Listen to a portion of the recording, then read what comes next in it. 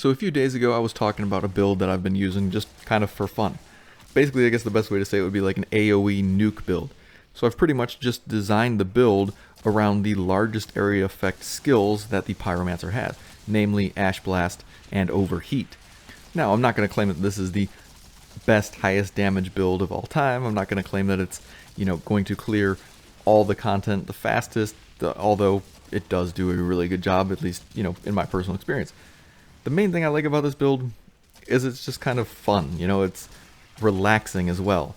A lot of times I don't really want to just constantly be gung-ho, just aiming at the head of every enemy, next enemy, next enemy, next enemy, just constantly always on the gas. It's just sometimes when I'm farming, I just want to relax. I just want to build this kind of like easy mode or just farm mode. I'm not really paying attention. I'm just going with it, just doing my thing and getting gear. And that's kind of what this build is about. It's not about paying attention from one specific enemy to another. It's about just dealing constant damage to every enemy that's on the map. Now, of course, with the third skill, volcanic rounds may not be everyone's cup of tea. For me personally, I think it has the best uptime and I think it has the best reliability.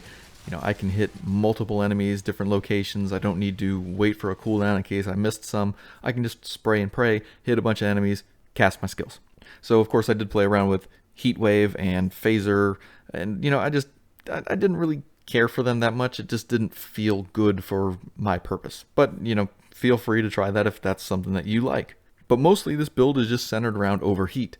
Ash Blast just applies a little bit more extra, and Volcanic Rounds again is just another way to constantly burn the enemy. Of course, the big benefit of Overheat is that it has no range, so any enemy that appears on your minimap will be hit by this skill. And of course, if they're burning, then they receive a lot more damage. Now, of course, Ash Blast on its own isn't really a damage-based skill, but it does have a really large radius, and it can be increased even more, I think 66%, if you have the talent for it. Depending on what your third skill is, you might want to, diversify a little bit into another tree. And pretty much anything that gives a boost to my anomaly damage is great for this build. So that's pretty much my focus.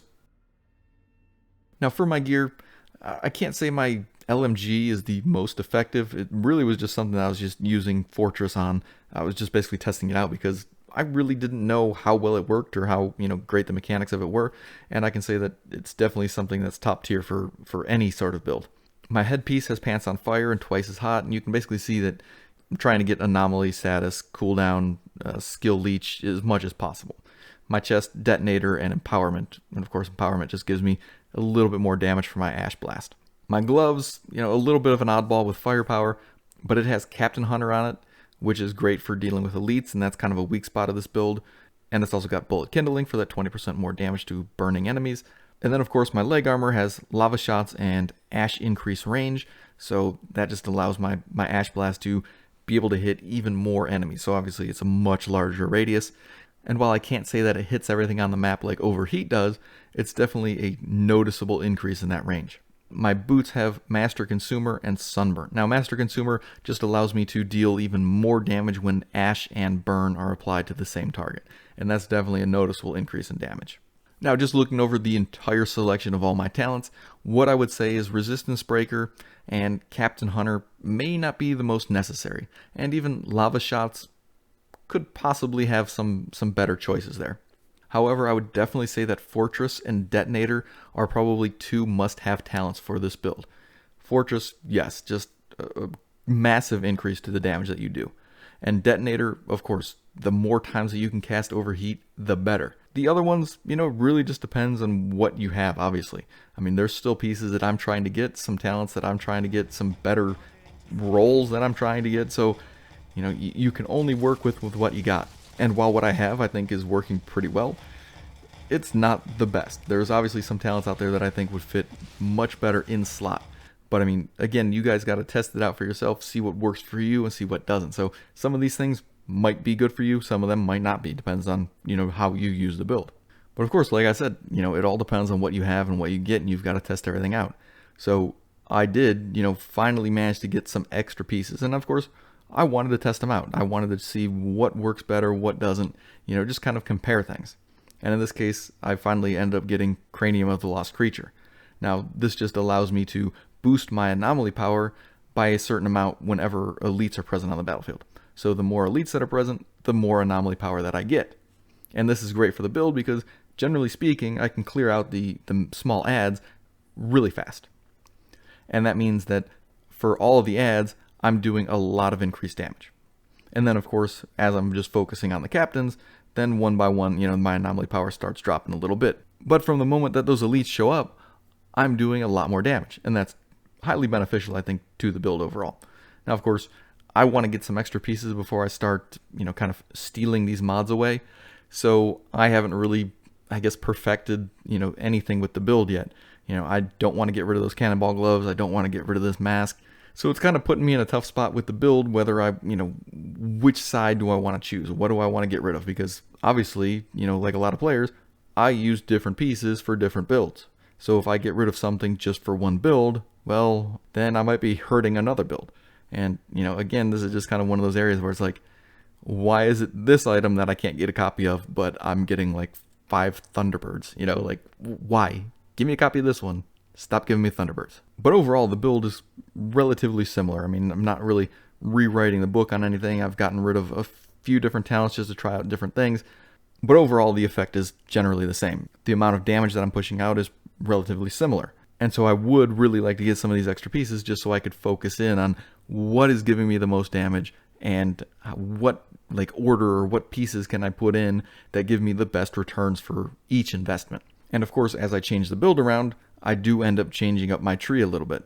In this case, I ended up getting rid of the Phoenix ability, which allows you to basically come back to life after you take fatal damage. And I also got rid of the talent that deals more damage to enemies that are below 30% health. Because I wanted to get my Ash Blast cooldown 15% lower.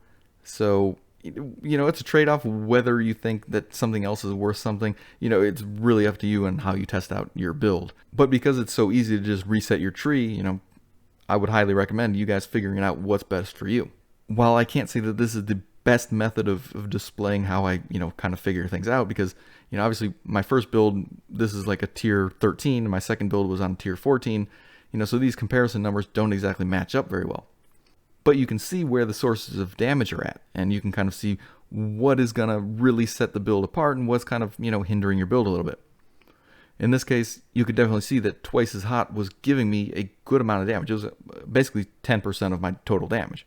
And by removing it, I definitely think that there was some, detriment to the build. However, you could see that Overheat was definitely boosted up based on those other talents that I put on there. So, it's really one of those things, give and take. Where do you put things and where do you remove things? However, once I get those extra legendaries and I can kind of nitpick into which talents I want, I think it'll be a lot easier to kind of see, what works better and which is best in the slot compared to some of the other ones. But again, it's all in how you play, what you want to do. If, somebody who wants to just be ad control and that's it, obviously you might go a different route with your talents. For somebody who wants to be just solo only, then obviously you need to take care of different aspects of the game than somebody who's playing with a group. So for your build specifically, you kind of need to, nitpick what you want and what you actually need. Overall, I do enjoy the build. I think it's really relaxing, to be honest with you. I think it's, a nice build for farming. I don't really worry about playing on, challenge tier 15 with it. But again, I don't really feel the need to constantly try to outperform everything in the game. I mean, challenge tier 15 is great, it's something to achieve, right? Just constantly being able to farm efficiently on challenge tier 15. And eventually, once I get the legendaries that I want, yeah, I have no problem with doing that.